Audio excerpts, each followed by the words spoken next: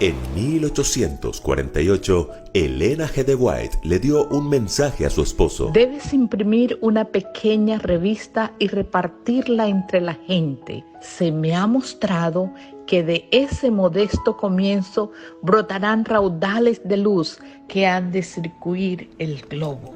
Siguiendo las indicaciones de su esposa, Jaime White trabajó en la edición de una revista y en julio de 1849 salió a la luz The Present Truth. En 1852, luego de acordar la compra de una imprenta, Jaime White estableció el germen de la primera casa editora adventista en Rochester, New York, que en 1855 se trasladó a Battle Creek y que en 1860 se convirtió en la mundialmente reconocida editorial Review and Herald. En agosto de 1866 nació una nueva revista, The Health Reformer, y en junio de 1874 se publicó por primera vez The Signs of the Times, el primer libro especialmente dirigido a los no creyentes fue publicado en 1882, Thoughts on the Books of Daniel and Revelation, escrito por el célebre autor y editor Urias Smith, y el primer colportor, el primero en vender ese tipo de libros, fue George King, un hombre con un propósito. Hay que llevar el mensaje de casa en casa hasta la última casa. Y para ello diseñó el plan de ventas de libros por suscripción. Cuando en 1886 se decidió enviar al pastor Rupert como el primer misionero oficial en Interamérica, se acordó que Rupert fuera acompañado por un colportor de experiencia. ¿Y quién fue el elegido? Justamente George King, el auténtico pionero del colportaje. Arribó a la Guayana británica en 1887 y gracias a la labor de Rupert y King, ese mismo año se organizó en Guayana la primera iglesia adventista de nuestro territorio. En 1890, William Arnold continuó la obra de publicaciones en Guayana, logró maravillosos resultados en su primer año, y en 1896, tras haber trabajado en casi todas las islas del Caribe, su reporte fue alentador. Hemos colocado 5,000 libros en los hogares del trópico. Los hermanos King y Arnold abrieron el camino para que el mensaje adventista impreso en nuestras publicaciones se esparciera como hojas de otoño en Interamérica. Ahora había un nuevo y gran desafío: alcanzar a los hispanos con la literatura adventista.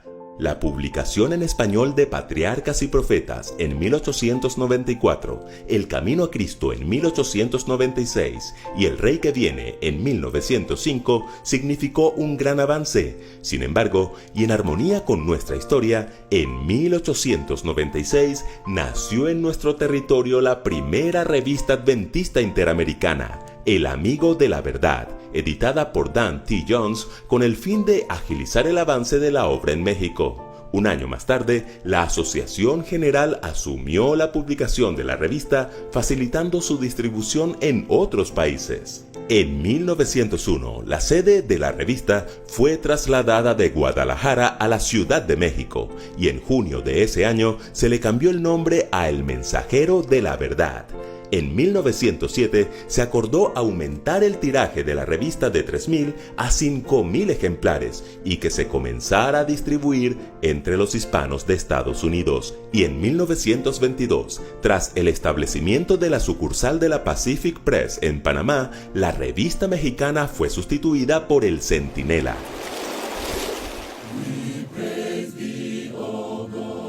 La primera revista misionera en inglés hecha en Interamérica nació en 1903, The Caribbean Watchman. La revista, que era publicada por Watchman Publishing, circulaba por todas las Indias Occidentales y la Guayana Británica.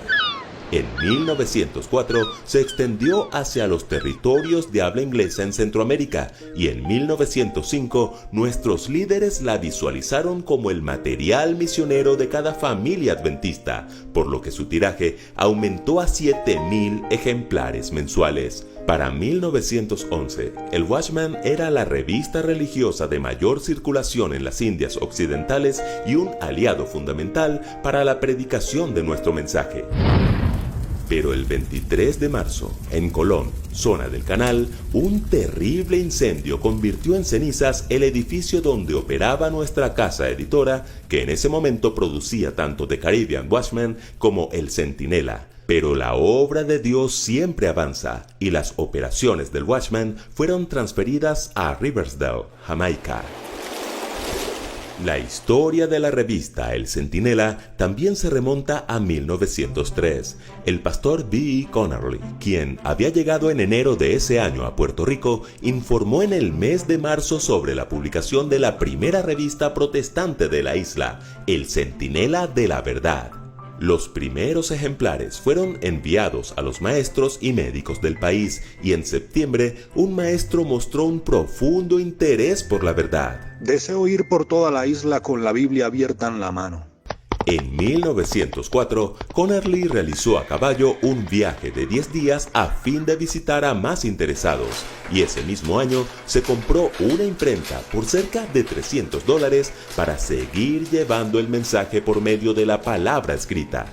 En 1905, en Rincón, Puerto Rico, se tuvieron reuniones a casa llena durante 10 días y al año siguiente, poco más de una decena de adventistas repartían entre 4 y 5 mil revistas. Para 1907, el Centinela estaba en todo Puerto Rico. Tras la creación de la Unión de las Indias Occidentales, la sede de la revista fue transferida a Colón, Panamá, y se convirtió en la revista misionera de los territorios hispanos de la Unión. En 1916 pasó a ser distribuido por la Pacific Press y su circulación se extendió por todo el Caribe, Centroamérica, Colombia, Venezuela, Filipinas y Estados Unidos. En 1922 se distribuían unos 7.000 ejemplares, en 1924 casi 13.000 y en 1972, a los 75 años de la revista, la circulación sobrepasaba los 200.000 ejemplares. Si la historia de nuestros pioneros, colportores y de nuestros libros y revistas es hermosa, las casas publicadoras tienen su propia y fascinante historia. En 1907, Pacific Press le regaló a la misión mexicana una rotativa y le entregó los derechos de reproducción de muchos libros y folletos para que fueran impresos en México y distribuidos por nuestros fieles colportores. Así nació la Imprenta de la Verdad. 10 años más tarde, en 1917, se realizó en Panamá la primera convención misionera y de publicaciones. Allí se acordó que la Pacific Press asumiera la producción de los libros y revistas que habían estado realizando la Watchman Press y la editorial mexicana. En 1922, la Pacific adquirió un edificio de 2 plantas en la zona del canal a fin de producir el material que llevaría el mensaje a más de 40 millones de personas. Luego, la operación de las publicaciones en español se mudó a Brooksville, Illinois, y en 1959 comenzaron a producirse en Mountain View, California. Desde allí llegaban los libros que nuestros colportores esparcían como hojas de otoño.